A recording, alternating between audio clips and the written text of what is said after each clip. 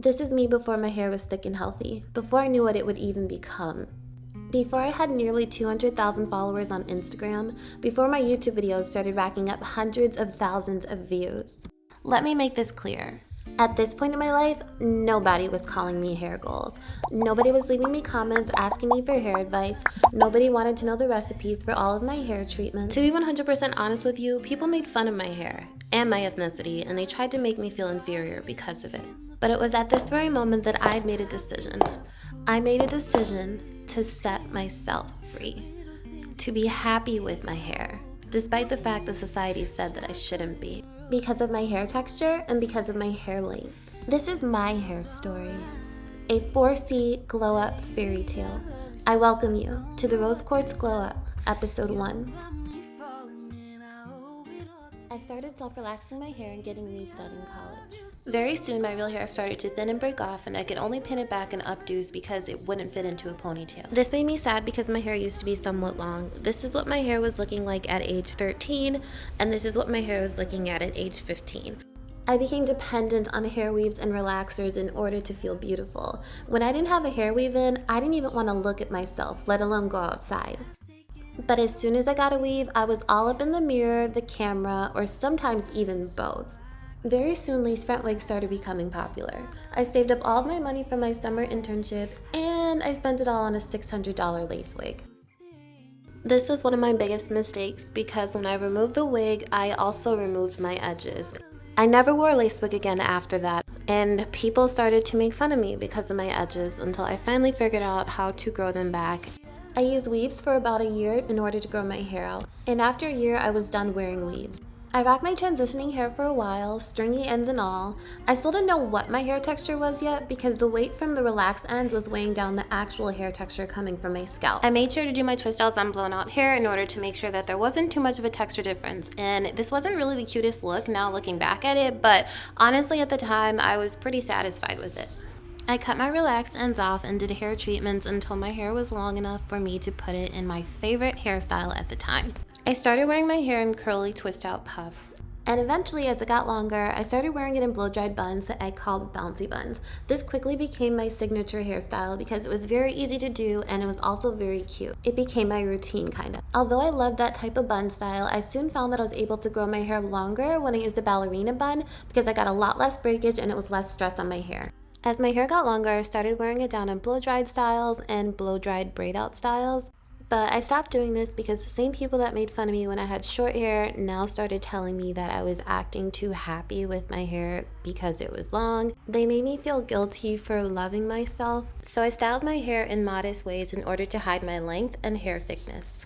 Eventually, I decided that I was going to stop letting other people dictate my happiness, and I started to still press my hair and wear it out a lot more often. Unfortunately, this resulted in major heat damage. If you want to see how I recovered from that, make sure you check out my heat damage video. It's a really interesting story time video. After I chopped off my heat damaged hair, oh my gosh, I was devastated and I wanted my length back quickly. So I started doing a lot of hair growth treatments all the time, and I would make videos showing you all the treatments that I was doing. Fortunately, I had a lot of success with the hair growth treatments, and I noticed that I was seeing thickness in my hair a lot quicker than I was actually seeing length, which was definitely fine with me because I definitely missed the thickness in my hair. This time around though, I feel like my hair growth journey was definitely very different. I experimented with so many different aesthetics and different styles. I wanted to try something different, so I cut side bangs in my hair, and it's actually something that I ended up liking, so I kept this up for quite a bit. I remember this day so vividly because I remember just actually starting to feel like my old self. But what I really wanted was to wear my hair in a big twist out because I hung on to these dead ends for so long. So I attempted some twist outs, but honestly, I just ended up not liking it because I just wanted my hair to be a little bit longer. I buckled down on my protective styling and my hair growth treatments, and this really worked because very soon my hair was a lot longer and a lot thicker. This was a smart decision because very soon I was able to rock my twist outs how I wanted. I feel like I really grew during this part of my hair journey because I just stopped caring what people thought about me. It's amazing how natural hair just makes you feel free, isn't it? Hair journeys are such a wonderful way to build your confidence. I tried wearing my 4C hair in its completely natural fro for a couple of times, but every single time I did that, my hair was drying off and breaking off, and it was just really thinning my hair out. So I learned that it's really just best for me to keep my hair stretched and for thicker hair as well. A really pivotal moment in my hair growth journey is when I went home right before quarantine started. My mother helped me so much with growing my hair out and doing protective styles for me, and I feel like during that period my hair really grew and it really thickened up. I mean, just look at it. And honestly, I feel like ever since then it's just kind of been smooth sailing, and I haven't been as anxious for my hair to grow as quickly because it's kind of just growing quickly on its own because it's in such a healthy state. You know what I mean? I'm so happy with my hair now. I still do a lot of treatments and I wear it in curly buns a lot lately, but I honestly can't wait for the summer sun to just hit my skin again and to just style my hair in big poofy blowouts.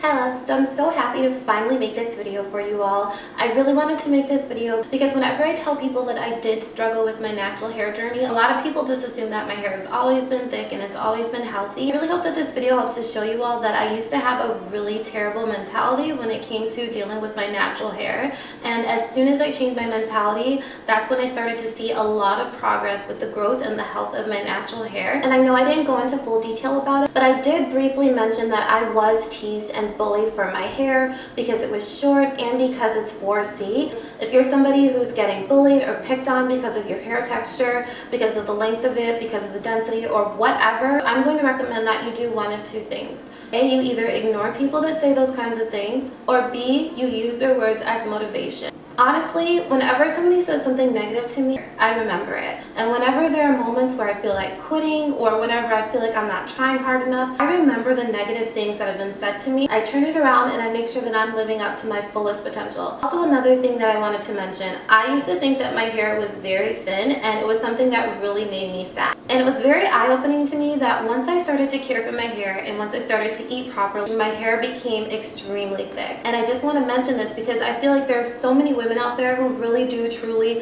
think that they have thin hair and they have no idea what their genetics are capable of. And another thing that I really wanted to touch on is the fact that when I had short, damaged 4C hair, nobody ever contested the fact that my hair was 4C.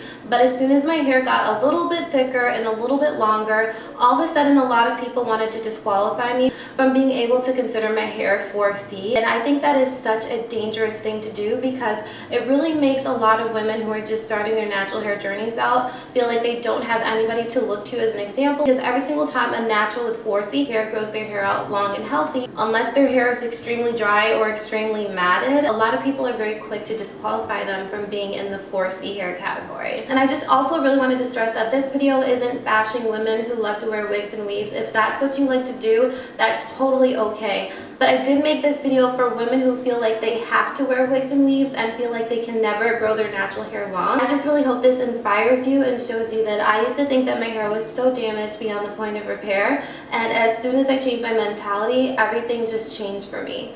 Also, I hope you guys really like this video. I spent so much time editing it. I'm actually just running on coffee right now. I haven't slept in over 24 hours, so I really hope you all enjoy this video, and I'm so excited to post episode 2 of the Rose Quartz Glow Up. Also, if you all have any questions about my hair journey, please feel free to leave them down in the comment section below. I always try my hardest to get back to all of the comments as soon as possible. Also, I just wanted to say I stopped relaxing my hair because hair relaxers were not working for me, but I'm not shaming anybody for the choices that they choose to make with their hair. I feel like everyone has the right to make their own choices, but this was just my own personal hair journey, and for me, using hair relaxers just wasn't conducive to the health of my hair, which is why I stopped using them. Oh, and I didn't touch on this in the video, but my nutrition played a major role in the growth and health of my hair. I changed my diet immensely, and when I changed my diet, I noticed that my hair grew in thicker, and it also grew in a lot faster. Alright, thank you all so much for watching. Leave a butterfly emoji in the comments if you like this video.